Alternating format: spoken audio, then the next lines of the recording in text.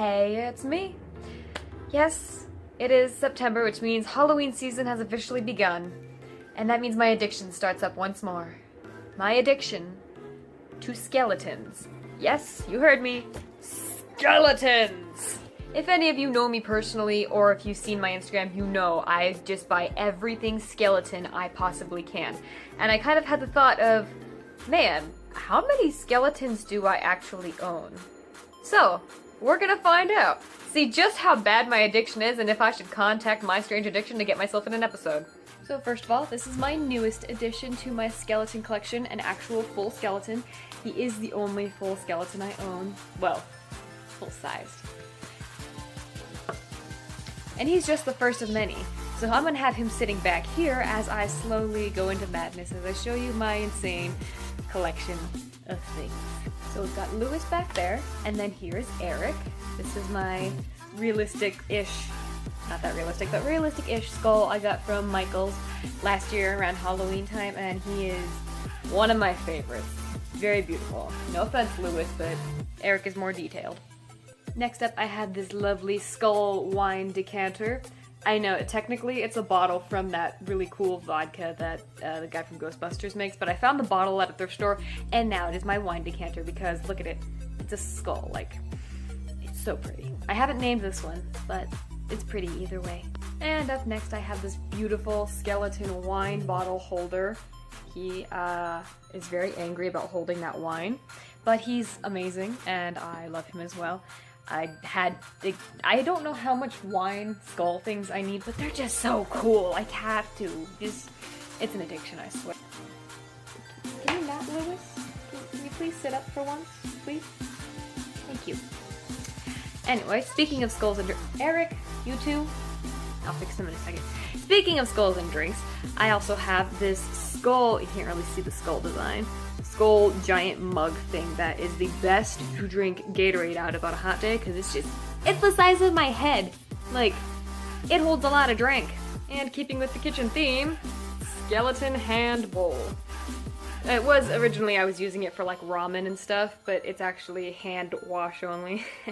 And that's not a pun, it's actually hand wash only. So now we just store random crap in there and keep it on top of the fridge. So any of you that have seen my older stuff will recognize this one, but this one is a lovely little skull candle that I melted just so that the blood would come out of his eyes, and I think he's rather lovely. I like having him sitting out. He looks great. I just remembered I have a skeleton hair clip as well, so that's another one on top of that. There's also, like, another one out in my car, but I don't feel like leaving the house to go and see it and show you guys. But it's basically Lewis, but, like, only the size of his foot. And it hangs from my rearview mirror. So I have a little skeleton in my car as well that I'm honestly too lazy to go outside and show you. But you can picture it. It's a small skeleton. Speaking of being too lazy to move things, I really don't feel like taking this thing off the wall because it's broken like twice and I don't dare touch it. But we also have this beautiful skeleton hand key holder. I don't know. What? Speaking of dropping things, key holder that has been dropped and broken like twice. So, we don't put keys on there anymore, but it just looks nice, doesn't it? Just appreciate that. Not quite skeleton related, but like, Michael's has the best Halloween stuff right now. I got this at Michael's, and it's in their Halloween section. I don't know if it'll come up backwards on YouTube or not, but if you can't read it, it says the blood of my enemies, and I use it to drink my wine out of, and it is just... I have a lot of Halloween-themed booze things. Like, do I have a problem? I have a skeleton problem, that's about it. And on top of these, I also have many skeleton-themed clothing items, from shirts to leggings to tights to necklaces and earrings, and I won't have to show you all of those, but for now, just enjoy how many I have. And you're probably thinking, oh, that's not very many, Abby, like, that's only like a small collection. Keep in mind, this is all from like only, what, about 2 years of Halloweens. There's going to be so many more in a few years. Like, I might actually have a problem. But I don't care, because I love skeletons, I find them fascinating. Some people don't understand why, and honestly, I don't understand why either, but they're just cool looking. Plus this one I'm definitely taking on my long car rides in the future. He's gonna be my new, my travel buddy.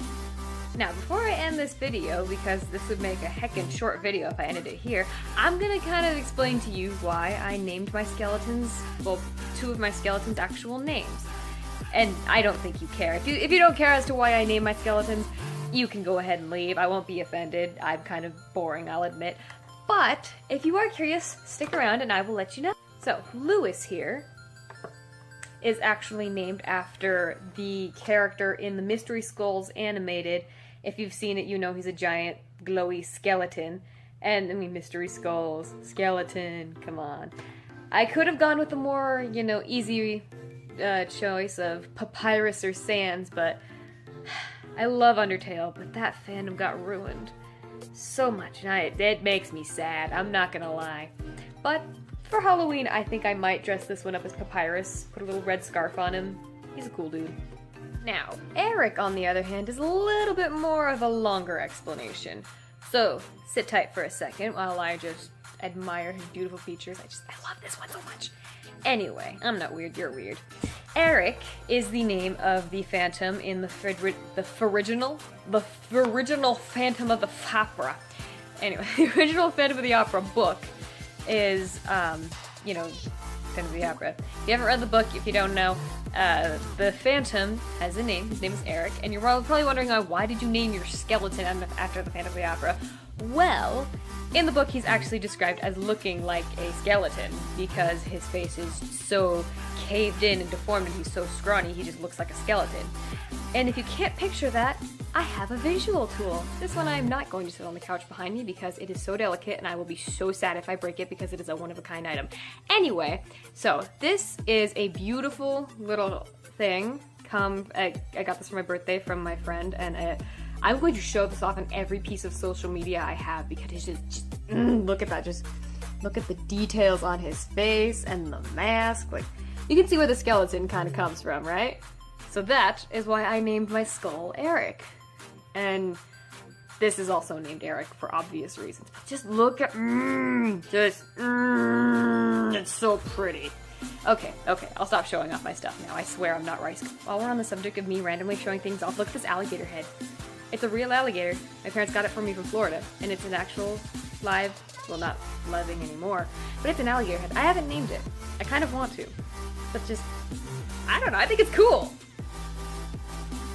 Also, my friend has a snake skeleton that is flexible, and she also has a bat and a spider skeleton as well. She likes the animal skeletons. I like the human skeleton. We are great roommates, if you can't tell. Oh, he fell. Okay.